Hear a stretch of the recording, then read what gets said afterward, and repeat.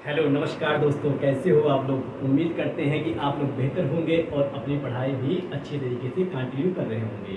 तो दोस्तों, जैसा कि मैं आप लोग को साइकोलॉजी का चैप्टर पढ़ा रहा था और इस साइकोलॉजी में मैंने आप लोग को लगभग सभी सेल ऑर्गन्स के बारे में बता दिया था, सिवाय एक दो के, जैसे हो गया आपका न्यूक्लियस और सेंट्रोसोम और जीन वगैरह। ठीक है दोस्तों, तो लगभग हम लोग अपने साइटोलॉजी के चैप्टर में अंत की तरफ हैं अब।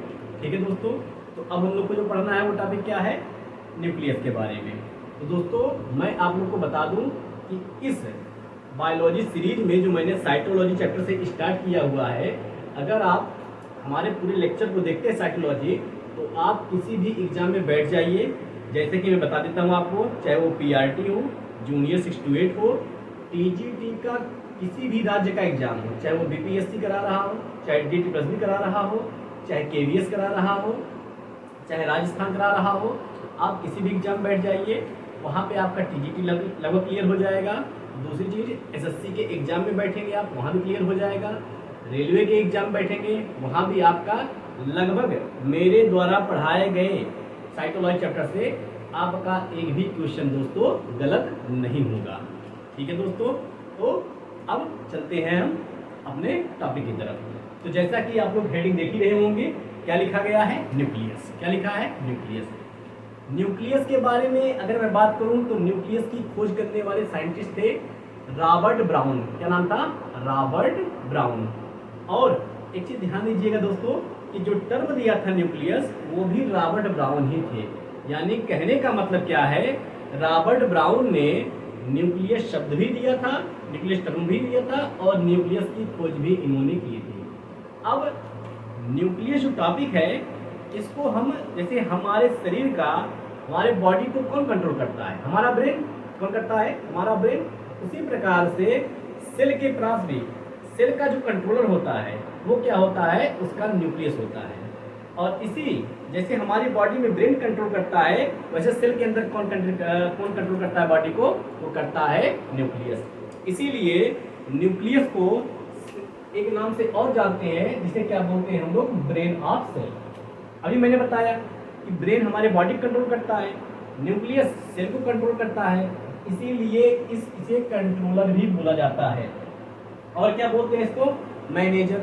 भाई जैसे किसी भी आप कंपनी में जाएंगे या कोई सी भी होटल में जाएंगे, कहीं भी जाएंगे, वहाँ एक मैनेजर रखा रहता है और वह मैनेजर क्या करता है, सारे डाटे की जानकारी लेता है कि कैसे क्या हो रहा है। इसी प्रकार से सेल के अंदर भी जितनी भी चीजें होती हैं उसकी जानकारी किसे होती है, वो होती है न्यूक्लियस को। किसकी होती है, न्यूक्लियस को। ठीक है दोस्तों, अब आपसे ये तो हो गया आपका कुछ करता हो गए, ये आ गए, ये हो गए आपके कि न्यूक्लियस को हम और किस किस नाम से जानते हैं। अब आपसे पूछते हैं कि न्यूक्लियस की स्टडी को, यानी न्यूक्लियस के अध्ययन करने को क्या को कहते हैं, तो कहते हैं कैरियोलॉजी। क्या बोलते हैं दोस्तों, कैरियोलॉजी बोलते हैं। ठीक है, अब यहाँ पे एक चीज आपको बताया गया है, nucleus is the largest part of cell. यानी न्यूक्लियस क्या है, न्यूक्लियस सेल का सबसे बड़ा पार्ट है। अब मैं आपसे क्वेश्चन पूछता हूँ, चलिए बताइए कि second largest part of nucleus cell क्या होता है। सेल का सबसे बड़ा पार्ट तो न्यूक्लियस हो गया, लेकिन मैंने आपको अपने ही लेक्चर में बताया हुआ है कि सेकंड लार्जेस्ट पार्ट क्या होता है। सोच के बताइए, नहीं पता ना, भूल गए, मैं बताता हूँ आपको। माइटोकॉन्ड्रिया। क्या होता है दोस्तों, माइटोकॉन्ड्रिया। तो mitochondria is the second largest part of the cell, while nucleus is the largest cell organelle या लार्जेस्ट पार्ट ऑफ सेल। ठीक है दोस्तों, यहाँ तक बात क्लियर है। अभी तक मैंने क्या बताया, ये न्यूक्लियस है, इसे हिंदी में केंद्रक बोलते हैं। खोजकर्ता कौन है, रॉबर्ट ब्राउन है। हाँ, कहाँ पे खोज किया था इन्होंने, तो इन्होंने खोज किया था ऑर्किड प्लांट पे। किस पे किया था दोस्तों, ऑर्किड प्लांट पे। ठीक है दोस्तों, और इसे brain of cell, controller, manager के नाम से भी जानते हैं। और सेल के न्यूक्लियस के बारे में स्टडी करना, अध्ययन करना क्या कहलाता है, कैरियोलॉजी। अब हम न्यूक्लियस को समझने के लिए क्या करते हैं, उसको 4 पार्ट में डिवाइड करते हैं। क्या करते हैं, 4 पार्ट में उसको डिवाइड करते हैं। ठीक है दोस्तों, तो पहला पार्ट होता है न्यूक्लियर मेम्ब्रेन। जैसे सेल के चारों तरफ एक मेम्ब्रेन होती है जो उसका प्रोटेक्शन करती है, उसी प्रकार से न्यूक्लियस के बाहर भी एक मेम्ब्रेन पाई जाती है और उसे हम लोग क्या बोलते हैं, न्यूक्लियर मेम्ब्रेन बोलते हैं। ये न्यूक्लियर मेम्ब्रेन किसका बना होता है? जैसे आप पढ़े थे सेल मेम्ब्रेन किसका बना होता है, तो वहाँ भी एक प्रोटीन था, ठीक है। लेकिन यहाँ वाले प्रोटीन का नाम क्या है, लाइपोप्रोटीन। यानी जो न्यूक्लियस का सेल मेम्ब्रेन है वह किस प्रोटीन का बना होता है, वह बना होता है लाइपोप्रोटीन का, ठीक है दोस्तों। जबकि सेल मेम्ब्रेन किसका बना हुआ होता है, लिपिड का। किसका, लिपिड का मेनली, ठीक है। वो भी कौन सी लिपिड था, फास्फोलिपिड। कौन सा था दोस्तों, फास्फोलिपिड, ठीक है। तो यह लाइपोप्रोटीन का बना होता है। मेम्ब्रेन का काम हमेशा एक ही चीज का होता है, वो होता है प्रोटेक्शन देना, सुरक्षा देना, ठीक है दोस्तों। जैसे हम लोग के हॉस्टल के बाहर गार्ड सुरक्षा देते हैं, या किसी भी कंपनी के, किसी भी होटल के, किसी भी चीज के आगे गार्ड सुरक्षा देते हैं, उसी प्रकार से लगभग गार्ड का काम करते हैं, ठीक है दोस्तों, गार्ड का। और यह क्या कंटिन्यूस होता है, नहीं, ये पोरस होता है। क्या होता है, पोरस होता है।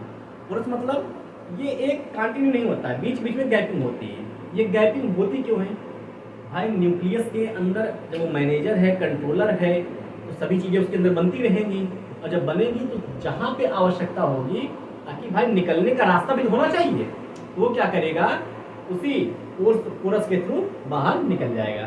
कहाँ से, न्यूक्लियर मेम्ब्रेन से, ठीक है दोस्तों। तो इट इज ए पोरस। ये क्या होता है, पोरस। यहाँ लिखा भी हुआ है बनी हुई चीजों को भेजने के लिए, ठीक है दोस्तों। ये तो पहला पार्ट हो गया आपका न्यूक्लियर मेम्ब्रेन के बारे में। अगला क्या है, अगला है आपका न्यूक्लियोप्लाज्म, केंद्रक द्रव्य।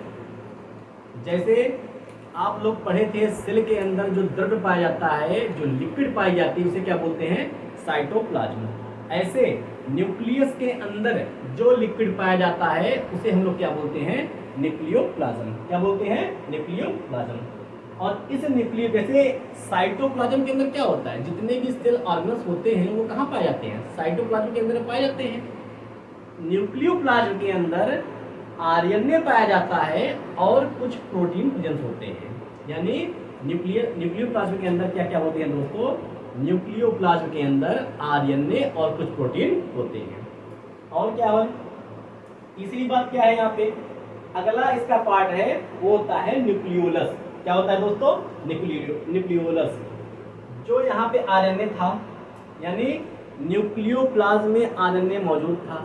जब भाई न्यूक्लियोप्लाज्म के अंदर आरएनए मौजूद है तो आरएनए बनाता भी कोई न कोई होगा, तो वो बनाने का काम कौन करता है दोस्तों, nucleolus. Help in formation of RNA. RNA के निर्माण में हेल्प करता है कौन, हमारा न्यूक्लियोलस, ठीक है दोस्तों।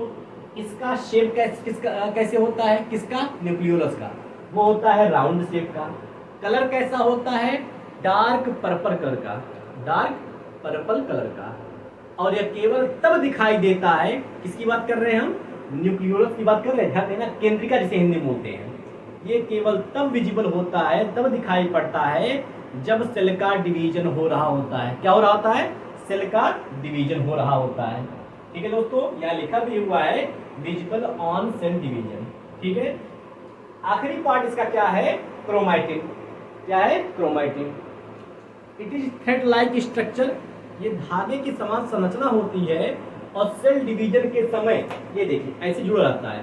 सेल डिवीजन के समय पूरा यही खुलने लगता है और यही खुलते खुलते बाद में जो हमको धागे के रूप में दिखाई देती है, धागे के रूप में जो स्ट्रक्चर दिखाई पड़ता है, इसे हम लोग नाम देते हैं क्रोमोसोम। क्या नाम देते हैं दोस्तों, क्रोमोसोम।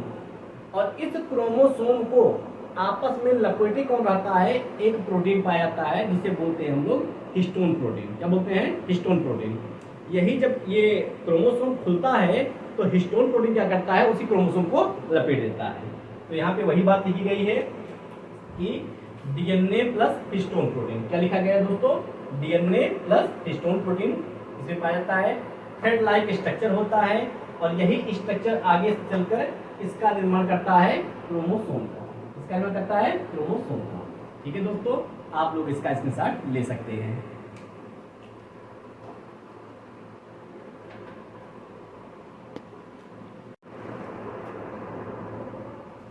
तो दोस्तों न्यूक्लियस के 4 पार्ट पढ़ने के बाद अब हम लोग को जानना है कि इसी न्यूक्लियस के अंतर्गत एक एसिड पाया जाता है जिसे हम लोग क्या बोलते हैं, न्यूक्लिक एसिड। क्या बोलते हैं, न्यूक्लिक एसिड। और इसी न्यूक्लिक एसिड की खोज किसने किया था, तो फ्रेडरिक मिशर। खोजकर्ता कौन थे न्यूक्लिक एसिड के, फ्रेडरिक मिशर। और ये हमारा न्यूक्लिक एसिड 2 पार्ट में डिवाइड होता है, एक को बोलते हैं डीएनए, एक को बोलते हैं आरएनए। डीएनए का फुल फॉर्म होता है डीऑक्सी न्यूक्लिक एसिड, जबकि आरएनए का फुल फॉर्म क्या होता है, न्यूक्लिक एसिड। ठीक है दोस्तों, तो मैंने क्या बताया, न्यूक्लियस है, न्यूक्लियस के अंदर न्यूक्लिक एसिड पाया जाता है और ये न्यूक्लिक एसिड हमारा 2 पार्ट में डिवाइड होता है, एक को हम डीएनए बोलते हैं, एक को आरएनए बोलते हैं। अब डीएनए की खास बात क्या होती है, ये कुछ इस प्रकार से डबल हेलिक्स स्ट्रक्चर होता है। डबल हेलिक्स, द्विकुंडलित, हिंदी में बोलते हैं इसको, द्विकुंडलित संरचना होती है इसकी।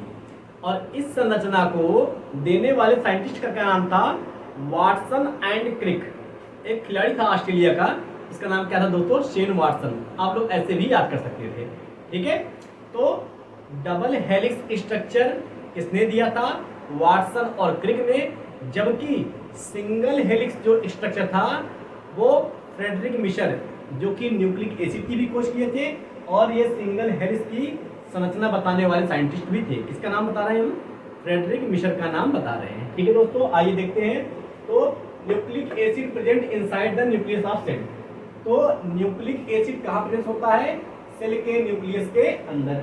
न्यूक्लिक एसिड खोजकर्ता कौन है, फ्रेडरिक मिशर। 2 पार्ट में डिवाइड होता है, डीएनए, आरएनए।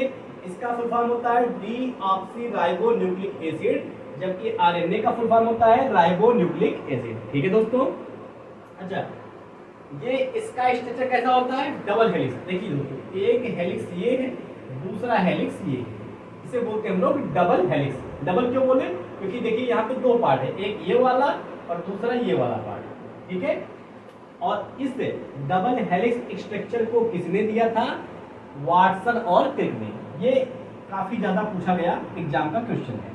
ठीक है दोस्तों, जबकि सिंगल हेलिक्स इस पे बहुत कम क्वेश्चन बना हुआ है, आगामी परीक्षाओं में क्वेश्चन बन सकता है। सिंगल हेलिक्स देने वाले साइंटिस्ट कौन थे, यही जो न्यूक्लिक एसिड के बताए थे, फ्रेडरिक मिशर। ठीक है दोस्तों, तो आप लोग इसका स्क्रीनशॉट ले लीजिए।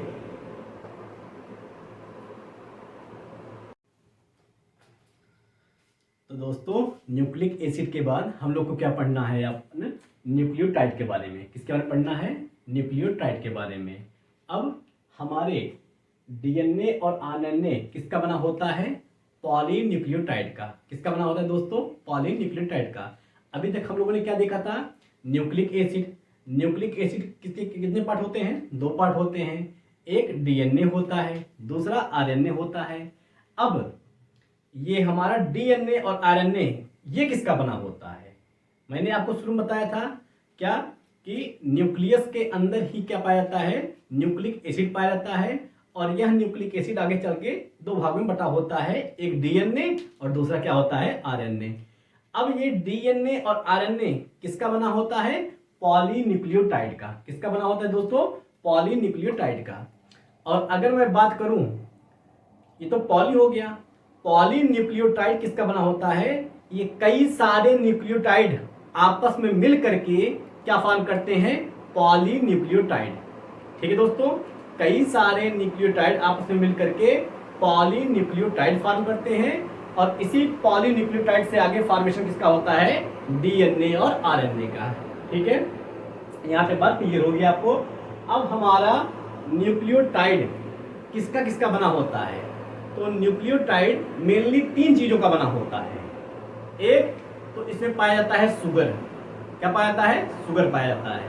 शुगर में कौन सा शुगर पाया जाता है, राइबोज शुगर पाया जाता है। ये पूछते हैं आपसे एग्जाम में, कौन सा शुगर पाया जाता है दोस्तों, राइबोज शुगर। और राइबोज शुगर एक पेंटोज शुगर है। अब ये क्या होता है आप लोग कहेंगे, पेंटोज का मतलब होता है जिसमें कार्बन की संख्या 5 होती है, number of carbon is 5, that is called ribose sugar. ये हो गया पहला। दूसरा क्या पाया जाता है, फास्फोरिक एसिड। क्या पाया जाता है दोस्तों, फास्फोरिक एसिड।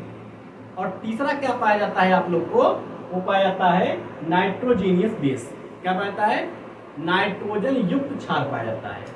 इन तीन चीजों से ही मिलकर के हमारा न्यूक्लियोटाइड बनता है। किससे किससे, एक शुगर, दूसरा फास्फोरिक एसिड और तीसरा नाइट्रोजीनियस बेस। इन तीनों से मिलके हमारा न्यूक्लियोटाइड फॉर्म होता है। कई सारे न्यूक्लियोटाइड मिलकर के पॉलीन्यूक्लियोटाइड फॉर्म करते हैं और पॉलीन्यूक्लियोटाइड से ही हमारा डीएनए और आरएनए का फॉर्मेशन होता है। आइए दोस्तों देखते हैं इसे क्या लिखा गया है।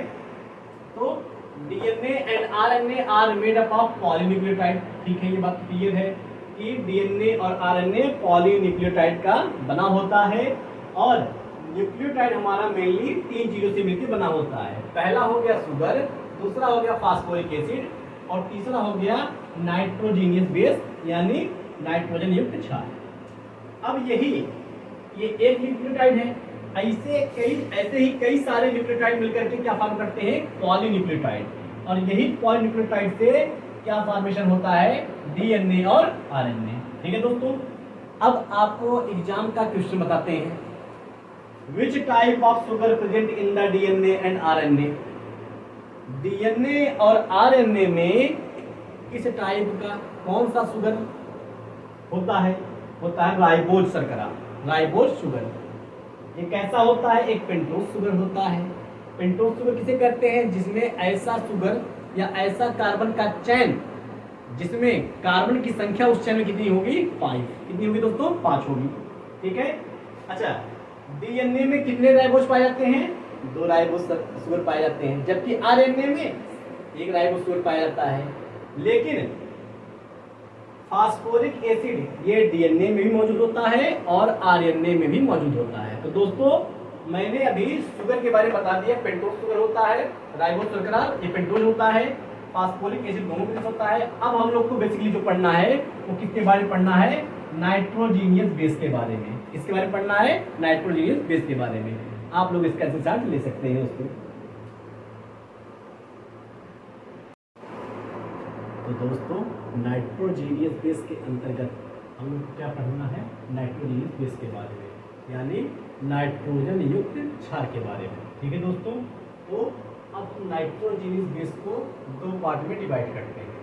एक का नाम होता है प्यूरिन और दूसरे का नाम होता है पिरिमिडिन। मैंने क्या बताया, नाइट्रोजीनियस बेस को मैंने 2 पार्ट में डिवाइड किया। एक को बोलते हैं प्यूरिन, दूसरे को बोलते हैं पिरिमिडिन। प्यूरिन हमारा फर्दर 2 टाइप्स डिवाइडेड, 2 पार्ट में बटा होता है। एक को बोलते हैं एडेनिन, दूसरे को बोलते हैं ग्वानिन। क्या बोलते हैं, एडेनिन और ग्वानिन। और जो हमारा पिरिमिडिन है ये 3 पार्ट में डिवाइड होता है। कौन कौन से, एक साइटोसिन, थायमिन और यूरेसिन। ठीक है दोस्तों, तो हमारा नाइट्रोजीनियस बेस 2 पार्ट में, प्यूरिन, पिरिमिडिन। प्यूरिन हमारा 2 पार्ट में बटा होता है, एडेनिन, ग्वानिन। जबकि पिरिमिडिन हमारा 3 पार्ट में बटा होता है, साइटोसिन, थायमिन और यूरेसिन। ठीक है दोस्तों, अब देखते हैं, ये है डबल हेलिक्स स्ट्रक्चर। और डबल हेलिक्स स्ट्रक्चर में देखिए ये दोस्तों, यहाँ पे ए का मतलब एडेनिन, टी का मतलब थायमिन, सी का मतलब होता है साइटोसिन और जी का मतलब क्या होता है, ग्वानिन। ठीक है, तो डीएनए में ए के साथ एडेनिन के साथ थायमिन जुड़ता है और साइटोसिन के साथ ग्वानिन जुड़ता है। ठीक है दोस्तों, जबकि आरएनए में एडेनिन के साथ यूरेसिल जुड़ता है और साइटोसिन के साथ ग्वानिन जुड़ता है। यही अंतर होता है। यहाँ पे देखिए यूरेसिल जुड़ रहा है और यहाँ पे थायमिन जुड़ रहा है। ठीक है दोस्तों, तो शॉर्ट फॉर्म में लिख दिया गया है कि आरएनए में AUCG एडेनिन के साथ यूरेसिल और साइटोसिन के साथ क्या करते हैं, ग्वानिन जुड़ता है। और यहाँ पे डीएनए में जबकि एडेनिन के साथ थायमिन और साइटोसिन के साथ ग्वानिन जुड़ता है। अब इम्पॉर्टेंट बात, ATSCG ये जो बॉन्ड दिखाया गया है, जो बताया स्ट्रक्चर बनाया गया है, ये बॉन्ड बता रहा है, बंध को बता रहा है। और इसमें कौन सा बॉन्ड पाया जाता है, तो पाया जाता है हाइड्रोजन बॉन्ड। कौन सा बॉन्ड पाया जाता है दोस्तों, हाइड्रोजन बॉन्ड पाया जाता है। ठीक है, अब देखिए ये पूरा जो एक हेलिक्स है यहाँ से यहाँ तक का, चाहे यहाँ से यहाँ तक का, एक हेलिक्स कितने डिस्टेंस पे कंप्लीट होता है, 34 एंगस्ट्रॉम पे। यानी एक हेलिक्स कितने एंगस्ट्रॉम पर कंप्लीट होता है? 34 एंगस्ट्रॉम पर, ठीक है। जबकि दो नाइट्रोजनियस बेस के बीच की डिस्टेंस कितना होता है? 3.4 एंगस्ट्रॉम। कितना होगा दोस्तों? 3.4 एंगस्ट्रॉम। अब देखिए, ये जो डबल हेलिक्स स्ट्रक्चर है, इसका जो डायमीटर होता है वो कितना होता है? 20 एंगस्ट्रॉम। कितना होता है? 20 एंगस्ट्रॉम का, ठीक है। और एक हेलिक्स में कितने नाइट्रोजन बेस पाए जाएंगे? तो दोस्तों देखिए, ये पूरा 34 है यहाँ से यहाँ तक, जबकि एक की गैपिंग कितनी है? 3.4। तो 34 में जब 3.4 को डिवाइड करेंगे कितना आएगा? 10। इसका मतलब क्या है? एक हेलिक्स में कितने नाइट्रोजन बेस प्रेजेंट है? 10। कितने प्रेजेंट है? 10। और यहाँ पे नोट में आपको लिखवा दिया गया है कि डीएनए में एडेनिन के साथ थाइमिन जुड़ता है, जबकि आरएनए में एडेनिन के साथ यूरेसिल जुड़ता है, जिसको शॉर्ट फॉर्म में मैंने ये बनाया हुआ है। ठीक है दोस्तों, एक बार मैं जल्दी से आपको रिकेप कर देता हूँ। ये है हमारा नाइट्रोजन बेस, दो पार्ट में बटा होता है, प्यूरिन, पिरिमिडीन। प्यूरिन के साथ प्यूरिन कितने पार्ट में होता है? एजी, एडेनिन, ग्वानिन। और पिरिमिडीन कितने पार्ट का होता है? CTU, cytosine, thymine, uracil. ठीक है दोस्तों, ये डबल हेलिक्स स्ट्रक्चर है। इसके बीच जो बॉन्ड पाया गया है वो हाइड्रोजन बॉन्ड है, और ये पूरा एक हेलिक्स 34 एंगस्ट्रॉम पे कंप्लीट होता है। दो नाइट्रोजन बेस के बीच की डिस्टेंस कितनी होती है? 3.4 एंगस्ट्रॉम। और एक हेलिक्स में कितने नाइट्रोजन बेस पाए जाते हैं? वो पाए जाते हैं नंबर ऑफ 10, ठीक है। और एक हेलिक्स का डायमीटर कितना होता है? ये होता है 20 एंगस्ट्रॉम का। डीएनए में एडेनिन के साथ ग्वानिन जुड़ते हैं, सॉरी एडेनिन के साथ थाइमिन जुड़ता है, जबकि आरएनए में एडेनिन के साथ यूरेसिल जुड़ता है। ठीक है दोस्तों, उम्मीद करता हूँ आप लोग को समझ में आया होगा। आप लोग इसका स्क्रीनशॉट ले लीजिए।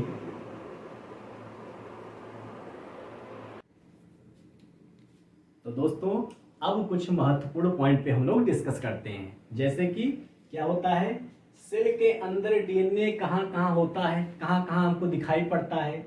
तो दिखाई पड़ता है हमको डीएनए न्यूक्लियस के पास दिखाई पड़ता है, माइटोकॉन्ड्रिया के पास भी होता है, क्लोरोप्लास्ट के पास भी होता है। ये आपको एक क्वेश्चन दे करके आपसे एग्जाम पूछ लेंगे कि डीएनए कहाँ प्रेजेंट होता है, इसमें से एक ऑप्शन डाले रहेंगे, बाकी 3 फर्जी रहता है। ठीक है दोस्तों, अगली बात क्या है? आरएनए कहाँ पाया जाता है? वो पाया जाता है न्यूक्लियस और साइटोप्लाज्म के अंदर पाया जाता है। और डीएनए का काम क्या होता है? डीएनए एक्चुअली करता क्या है? जेनेटिक मटेरियल को ये एक बॉडी से दूसरी बॉडी में ट्रांसफर करता है, ठीक है। यानी ये जेनेटिक इंफॉर्मेशन को ट्रांसफर करता है।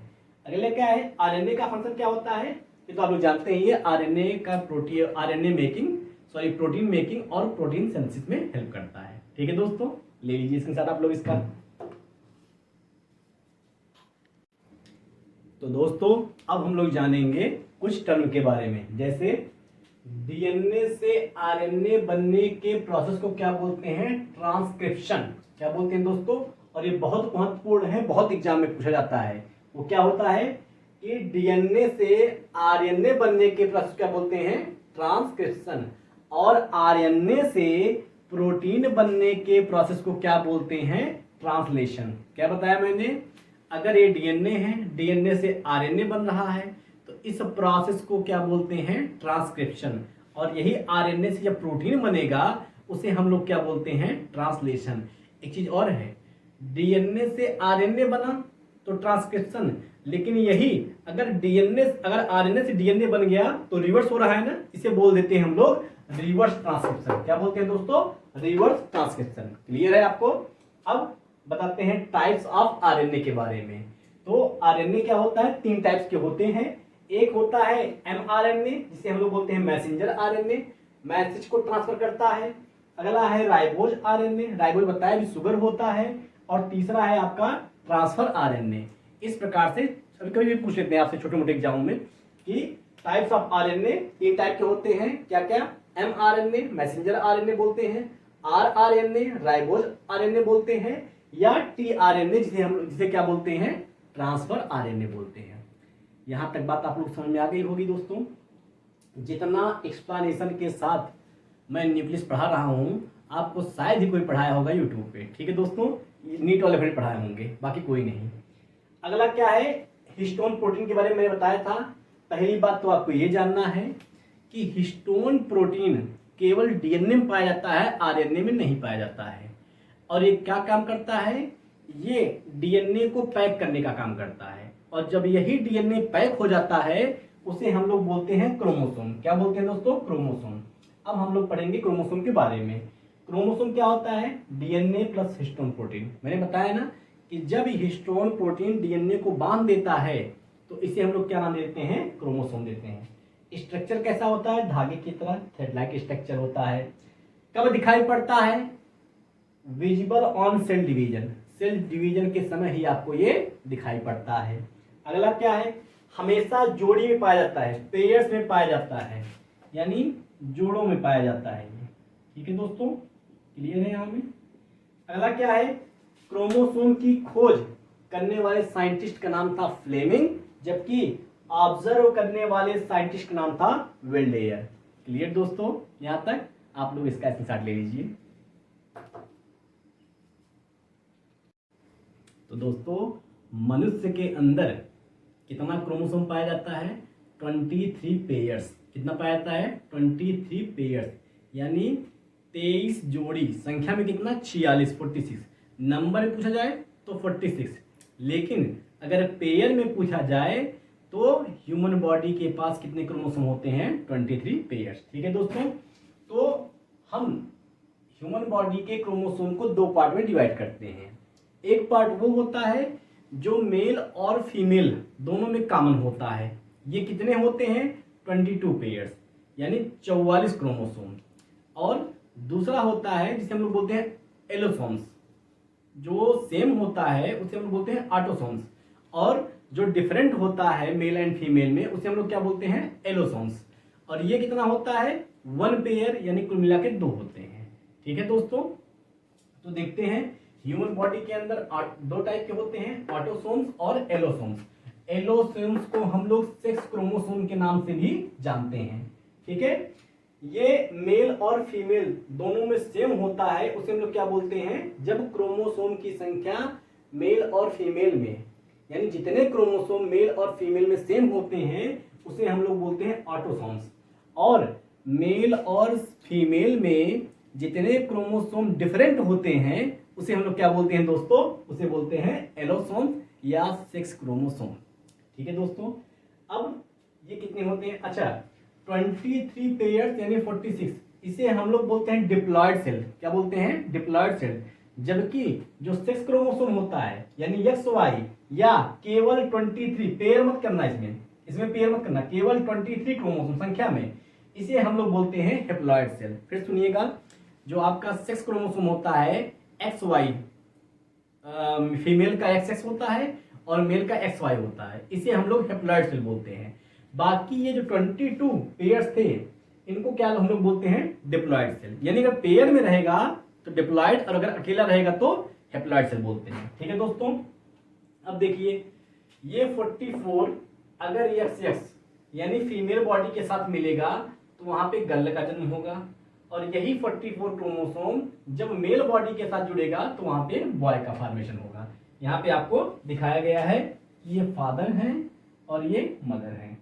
तो देखिए, जब फादर का एक्स क्रोमोसोम मदर के एक्स क्रोमोसोम से मिल रहा है तो वहां पे बेबी गर्ल जन्म ले रही है, और जब फादर का वाई क्रोमोसोम मदर के एक्स क्रोमोसोम से जुड़ रहा है तो यहाँ पे बेबी बॉय जन्म ले रहा है। एक चीज आप लोग देखे होंगे कि किसके कारण बॉय या गर्ल हो रहा है? तो फादर के क्रोमोसोम के कारण। इसीलिए फादर के क्रोमोसोम को हम लोग बोलते हैं जेंडर डिटरमाइंड, यानी जेंडर डिसाइड करने वाला क्रोमोसोम कौन होता है? फादर का क्रोमोसोम होता है। क्लियर बात? अब देखिए, अब हमारा जो क्रोमोसोम होता है उसके बीचों बीच एक स्ट्रक्चर पाया जाता है जिसे हम लोग बोलते हैं सेंट्रोमेयर। ये आप लोग को तब दिखाई देता और यहीं से सेल का डिवीजन होता है। इधर से एक हिस्सा, इधर से एक हिस्सा है। इसी प्रकार से 2 पार्ट में बढ़ जाता है, क्योंकि चलो देखिए, तो आर्म्स के आधार पे, ये जो आर्म्स देख रहे हैं ना, सेंट्रोमियर के आधार पे, सेंट्रोमियर कहाँ पे है? सेंट्रोमियर के प्रेजेंस के आधार पे ही क्रोमोसोम 4 टाइप के होते हैं। अगर सेंट्रोमियर दोनों बाजुओं के बीचों बीच है उसे हम लोग बोलते हैं मेटासेंट्रिक। थोड़ा सा ऊपर हो गया तो सब मेटासेंट्रिक, थोड़ा बहुत बहुत ज्यादा ऊपर हो गया तो एक्रोसेंट्रिक, और जब ऊपर कुछ बचा ही नहीं तो टीलोसेंट्रिक। मैंने क्या बताया कि सेंट्रोमेयर के आधार पे ही हम लोग क्रोमोसोम को 4 पार्ट में डिवाइड करते हैं। अगर सेंट्रोमेयर बीचों बीच है तो उसे मेटासेंट्रिक बोलते हैं। थोड़ा सा ऊपर खिसक गया, जैसे यहाँ पे देखिए, यहाँ बीचों बीच था, यहाँ थोड़ा ऊपर चला गया, इसे हम लोग बोलते हैं सबमेटासेंट्रिक। ज्यादा ऊपर चला गया इसे हम लोग बोलते हैं एक्रोसेंट्रिक, और अगर एकदम ऊपर चला गया उसे हम लोग क्या बोलते हैं, टीलोसेंट्रिक। ठीक है दोस्तों, क्लियर है? ले लीजिए स्क्रीनशॉट। तो दोस्तों अब हम लोग को आखिरी के 2 सेल ऑर्गन्स पढ़ने हैं। एक पढ़ना है जीन के बारे में, दूसरा पढ़ना है सेंट्रोसोम और सेंट्रियोल के बारे में। जीन क्या होता है? ये डीएनए का एक छोटा सा पार्ट ही क्या कहलाता है, जीन कहलाता है। मैंने क्या बताया आप लोग को, डीएनए का एक छोटा सा पार्ट जीन कहलाता है। ठीक है दोस्तों, और इसकी खोज करने वाले साइंटिस्ट थे विल्हम जोहानसन। क्या था? Wilhelm Johansson. ठीक है दोस्तों, और जीन के बारे में अध्ययन करना जेनेटिक्स कहलाता है, अनुवांशिकी कहलाता है। और फादर ऑफ जेनेटिक्स, अनुवांशिकी के जनक कौन कहे जाते हैं? Gregor John Mendel. कौन कहे जाते हैं दोस्तों? Gregor John Mendel. अच्छा, इसका काम क्या होता है? जेनेटिक कैरेक्टर को ट्रांसफर करना, जैसे कि height, colour of skin, colour of I, colour of जो है हेयर।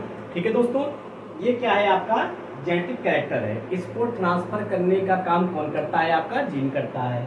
और ये क्या होता है?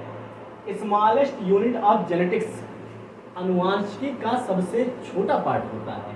और हर एक जीन एक कैरेक्टर के लिए रिस्पॉन्सिबल होता है। समझिए बात को, जैसे हाइट वाला जो जीन रहेगा वो केवल हाइट ही बढ़ाएगा, कलर नहीं कुछ करेगा, कलर में कोई परिवर्तन नहीं करेगा। तो एक जीन के लिए एक कैरेक्टर रिस्पॉन्सिबल है। ठीक है दोस्तों, तो ये रहा आपका जीन। और अगला हम पढ़ने जा रहे हैं सेंट्रोसोम या सेंट्रियोल। ये जो गोलाकार आपको स्ट्रक्चर दिख रहा है इसे हम लोग क्या बोलते हैं? सेंट्रोसोम बोलते हैं। और इस सेंट्रोसोम के अंदर 2 सिलेंड्रिकल शेप स्ट्रक्चर दिख रहा है जो कि एक दूसरे से 90 डिग्री का एंगल बना रहा होता है। इसे क्या बोलते हैं हम लोग? सेंट्रियोल बोलते हैं। क्या बोलते हैं दोस्तों? सेंट्रियोल बोलते हैं। These are form in animal cell. ये महत्वपूर्ण बात है, यह केवल और केवल एनिमल सेल में पाया जाता है। और ये कहाँ भाग लेता है? It participate in cell division. Cell division के समय ये पार्टिसिपेट करता है। और तो एक सेंट्रोसोम में 2 सेंट्रियोल प्रेजेंस रहते हैं। एक सेंट्रोसोम में कितने होते हैं? 2 सेंट्रियोल प्रेजेंस होते हैं। तो दोस्तों इस प्रकार से आप लोग का पूरा साइटोलॉजी का चैप्टर जो मैंने स्टार्ट किया हुआ था खत्म हो गया। तो आप लोग वीडियो देखिएगा, मैं आपको गारंटी दे रहा हूँ कंटेंट में बहुत दम है। देखिएगा, आप लोग का कोई एग्जाम में कोई भी क्वेश्चन गलत नहीं होगा। ऐसा कोई क्वेश्चन नहीं होगा जो आप लोग को इससे आता ना हो, यानी सबके क्वेश्चन आप लोग से सॉल्व हो जाएंगे। सब क्वेश्चन आप लोग के एग्जाम फंस जाएंगे, बस इतना मैं पढ़ाया हूँ उसी से। ठीक है दोस्तों, बताइएगा वीडियो कैसी लगी आपको, और अगर वीडियो पसंद आए तो लाइक कीजिएगा, शेयर कीजिएगा, सब्सक्राइब कीजिएगा। Thank you so much.